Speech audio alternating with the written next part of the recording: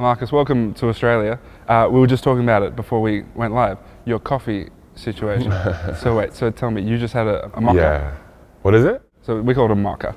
Why do y'all put an A on everything? I feel like everything has an A. So like when people speak, I have to like lean in and really listen, or I don't understand it. We don't use R's either. No. So you're going to notice that too. Yeah. I'll try and help out. Yeah. I'll be good. No worries. But yeah, I had a mocha, and it was good. Hadn't had coffee in like 9 years, but obviously the Aussies are known for good coffee, so I had to try when I was here. I don't know what the first one was called. You can say it. The piccolo? Yeah, it was cool. So you went from not having a coffee in 9 years to having a piccolo. Yeah. Which is like a shot of coffee with like not that much milk. Yeah. And that was cool with you? Yeah. Nice. I'm built tough, you know. But did that. I feel like nothing really. I feel like I was just kind of like even keel. And then having brunch today, the owner was like, "You got to try this." And I was like, "Well, I don't really do coffee." And he was like, "Trust me, this is coffee, but it's not coffee." So he did the mocha and he showed me how to do it, and it was delicious. So then I had one at brunch and I had one now to try to pep me up. What else are you enjoying about Australia? I feel like everyone who comes here loves the lifestyle. Obviously the weather's great, but what have you enjoyed most about being out here? Well, I just watched the two best grand finals. They said, what, last 5 years or so? Yeah. Both really competitive. Exactly, yeah. So AFL, really competitive, really fun. Atmosphere was amazing. I don't know if I've ever felt like the buzz, like people were just excited, they were hanging out, singing songs. So it was just, and then Kiss, I wouldn't say I'm a crazy Kiss fan, but I know his songs, and like the whole arena singing one song was kind of like movie-ish, so that was kind of cool. So great time. I'm enjoying the people, experiences. I'm going out on the water for the first time today. I love like the beach and the water, so I'm going out on the water today. So I'm just trying to get as much in as I can while I'm here.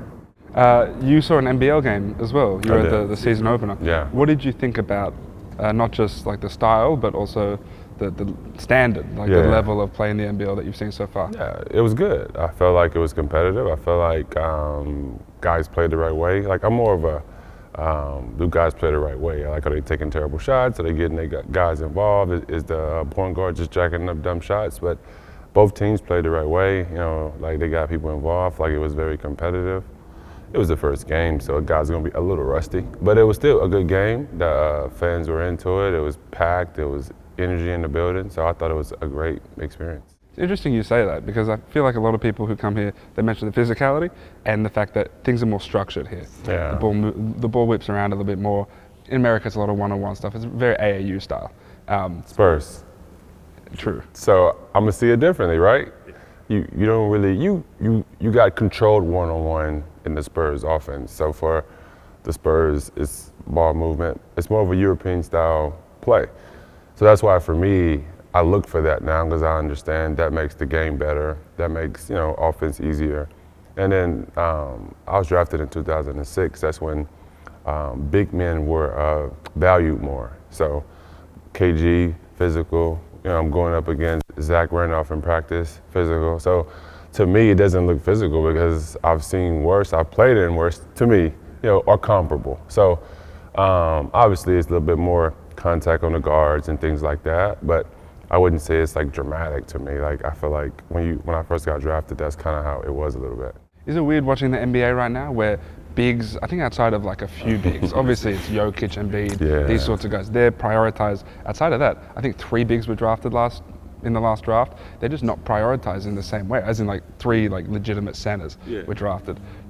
Is that weird watching the NBA now, knowing that it's very guard heavy, it's very fast, it's super 3-point focused? Yeah, it's different, and I think the trend will change if Jokic can get back-to-back championships. Then you force teams to have to readjust and refocus. I mean, like any sport, any business or whatever, it's like you got to adjust to what you need, you know, to be the best. And it's like, well, Golden State, they had a bunch of guards and they won. So okay, let's everybody get guards. And then it takes a dominant big to be dominant, and then that's what you know, like I said when I got drafted, Kevin Garnett, dominant. You know, Rasheed Wallace was good. You know, so you have all these Zebo. So it's like the league had a lot of guys that won that way. So it's like got to have a big to kind of push us back in that direction a little bit. I don't think it would ever go all the way back, but you got to have somebody kind of make people value bigs again, and I feel like it can shift back a little bit. How much do you value the idea of you starting your career in Portland? Because it's like a smaller market. Do you feel like that helped you sort of get to where you needed to be, not just on the court, but from a maturity standpoint as well? I think it was more intimate in a small market, if that makes sense. Like, I got a better connection with the fans. I was able to kind of get to know the city better. It wasn't a major city, like a huge city, so I could get to know different restaurants and kind of move around and like get to know people and different type of spots I love. So I feel like that was fun for me because I'm more of a introvert type of person. So I feel like the city kind of fit my personality of like it wasn't a huge city and it wasn't a lot going on. So I think definitely going to Portland helped because I feel like it's not many distractions there, and I'm a very disciplined guy, so it was easy to be disciplined there because there wasn't anything to do. It wasn't like you're in New York and you got 7 things going on, so it was just like basketball was like my focus, and it was easy there. How different was it going from there to San Antonio, which is bigger, but I wouldn't call it a giant market, but then to Brooklyn? What are the biggest differences between those markets? It was pretty comparable, the same Portland to San Antonio as far as like size to me. Fan base might be a little bit bigger maybe, because when you win championship after championship, your base grows and grows and grows. But other than that, it was pretty similar. And then San Antonio to Brooklyn. It really wasn't a change for me because at that point I wasn't a focus. You got Kyrie Irving and James Harden and Kevin Durant, and you're just kind of there. So it was easy for me because it was like, at that point in my career, I wasn't a focus. So I kind of just got to just kind of hang out behind the scenes. And, the worst part was traffic. It would take 45 minutes to get from where I live, the Upper East Side, to practice. And if we have like a quick shoot around, that's like 10 minutes. And I spent more time in the car than I did at practice, which would suck. Yeah. So. When you look back at your career and everything you achieved, like 7-time All-Star, 5-time All-NBA guy, what is sort of the proudest moment, or the moment that you look at as like, this is the thing that I will remember most and I'm the most proud of? It's a few things, so it's hard to pick one. I think turning Portland around is one of my proud moments of like we got there, and they were called Jailblazers, and people weren't proud of the team, which when I being with those guys, I didn't see anything bad going on, but how things can get blown out of proportion. But being a part of like getting back to winning and getting the fans back engaged and getting back to the playoffs, and that was something to be proud of because I feel like it was a lot of work and time put in as a unit and individually, and trying to grow and like learn the city. And so I feel like us getting back to the playoffs was a big moment for me, and like I'm very proud of because I feel like when I got there it was a total opposite. I think they won 21 games, like the previous year. So to go from 21, I think we did 31, then we did 41. So to turn it around pretty quickly was kind of cool to me because I feel like when I got there it wasn't any good vibes for us, like the organization, like with the players and stuff like that.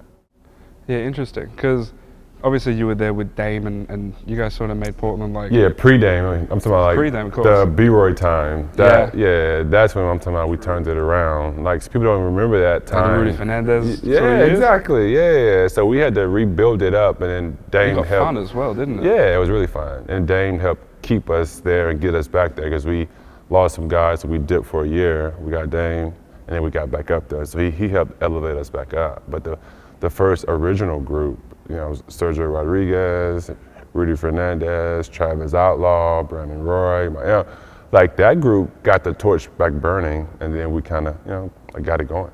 I do want to ask about playing with Dame and sort of what that's like, and how you think him and Giannis could be successful. You've played with him, and so what are the keys to that duo sort of achieving success going forward? I think it's going to be effortless for them. I feel like they're both pretty unselfish guys. They both want to win. They both work hard. I don't know Giannis that well, but I know Dame works hard, and I know he wants to win. I feel like they're both motivated to get a ring. You know, Giannis a second one, Dame a first one. So I just feel like it's gonna be pretty seamless. I feel like the games are so opposite that I feel like we're gonna mesh really well. I just think it's gonna be some growing of like end of the game. What do you do? Who has it? This and that. But I think on the court it's gonna be seamless because I feel like they're so opposite, and I feel like they complement each other. Like Giannis is down low and he wants to, be on the block, and he's getting double team, and you got Dame out on perimeter. So them in a pick and roll, like what do you do? So if you got Giannis going to screen for Dame, like what do you do? I'm asking you. Like how do you guard that? Are you gonna switch it? Are you gonna trap it? Or like how do you guard that? The problem is stopping Giannis. What do you do? You form a wall. Yeah. Right. How do you guard Dame? You could send guys out there to him. Yeah. Right? So like on one hand you're trying to like compact the floor, on the other hand you're trying to like. You can't do both. No. So that's what I'm saying. They complement each other. Where if Giannis is getting downhill, you're packing the paint. Well, Dame can just walk right into one of his threes, and we know he can shoot from almost half court. So he's getting easier shots. So I think what they're both going to see is like they're going to create easier shots for each other. Yeah. I want to talk about your retirement, and then your like. Which other, one? Yeah, true. And then your other retirement. What was it like retiring not on your terms, and then having the opportunity to come back, and then getting to retire on your own terms? Was that important for you? Yeah, it was. First one was obviously way more dramatic, emotional, all of the things you want to hear. But being able to come back and kind of get cleared and get back to it was amazing for me. And then to feel good playing again and get to the 20K points and like just show myself and everyone that I could still play, and my heart was okay. That was a big moment for me. And my second one, it was on my own terms, but I wouldn't say like I was ready. But I'm not big on like waiting and like seeing what happened, and like I'm not a guy that could wait long. So I feel like once I didn't talk to anybody, I was like, okay, I'm gonna call it, because I feel like this can get into where you're just sitting around waiting and you're trying to guess and fill it out. And so yeah, but it was nicer doing it on better terms than like a dramatic night where I thought I was going to die. Like obviously that's not good terms, and it was mid-season and it was a great team, and I feel like we had a chance to really do something special. So I think all the things that behind it definitely hurt and made it worse. You crossed over with Patty Mills on 2 occasions. 3. Portland, San Antonio, and Brooklyn. Yeah. Oh wow. What were your impressions of him when you sort of first saw him? And I think in the same way that your game sort of grew over the course of your career and changed as the game even changed. More for him. Yeah. Right. He got faster. The jump shot got quicker.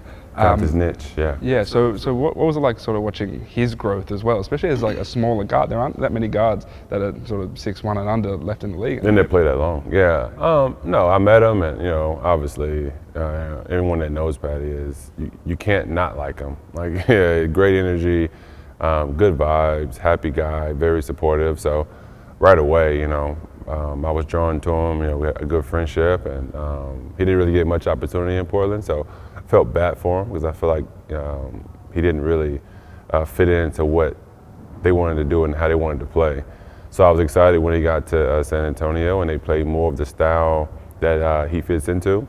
And then I watched him grow and mature and be a huge part of that championship. That was awesome to see because I feel like he's a great teammate, and I feel like he works so hard that he like earned it. And I feel like to see him be valued so much was nice because I feel like in Portland it was a little bit iffy. So I feel like to see his growth and see his value and to see him show like what he can do, like that was a pretty cool to watch. Now speaking of San Antonio embracing someone, one of the coolest pictures I saw was when Victor was drafted. And it seemed like, I think that night he went to dinner with Tim Duncan, David Robinson, the Godfather, yeah, Manu. Yeah. It just seemed very Spursy. It seems like the Spurs are the only organization that can do that. Yeah. Is that Would you agree with that sentiment, that that is just the most Spurs thing that can happen? That's who they are. They're such a close-knit group and such a family that when you go there, you go there and they treat you like family, you become family, and a lot of those guys don't leave. So that's who they are. It wasn't for show. It wasn't like, let's call everybody, like they fly in, like they live there. So that's just who they are. Like, it's their identity. So that's why I said he's in great hands. Like, you got all those Hall of Famers grooming you and taking you to dinner and like giving you like little, like little tidbits of like, I did this and did that and watch out for this. It's like, he's in great hands over there. You have been an elite big in San Antonio. You've been a star in San Antonio. That is what he's like primed to be. Yeah. What are the sort of keys to having success in that system under Pop in that city? Like, what are the keys for Victor to be successful? Things have shifted in a good way.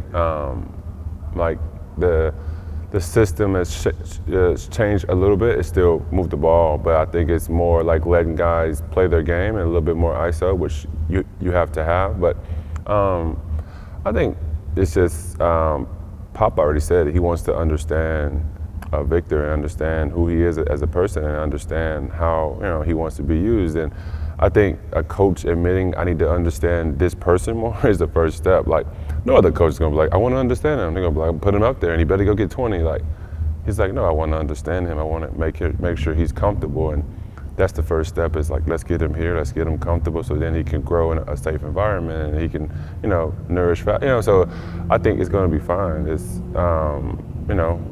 getting him there, getting him comfortable, and Pop kind of learning how to tweak and get him going. But I think he's going to be great. I just think we have to give him a little curve of, figuring out who he is and how he wants to go about it. And I think once it clicks, it's going to take off.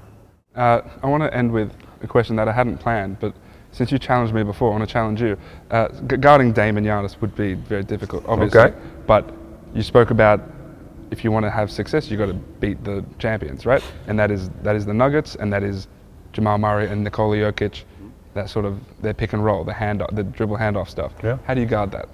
Because I don't think anyone could, especially with Michael Porter Jr. coming off. Yeah, I mean, so how do I answer it if no one can guard it? You're the All-Star. Yeah, it doesn't matter. I mean, you got a whole organization trying to figure it out. But I don't know. Like, that's going to be the challenge. Part of it is, are they on that night? Or that series? Are they hitting all their shots? They were the whole.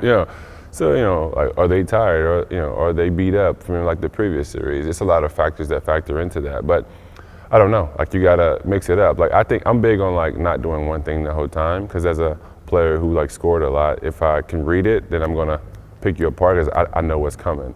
But I think what I didn't like is when you switched it up on me. Like, one time, you come double from this way, you come double from the baseline. Like, then I'm trying to like figure out where you're coming from. I feel like then that takes a half a second off my rhythm. And so I feel like with them guys, you just got to mix it up. You got to make those guys think a little bit more, and then hopefully, like they're off rhythm.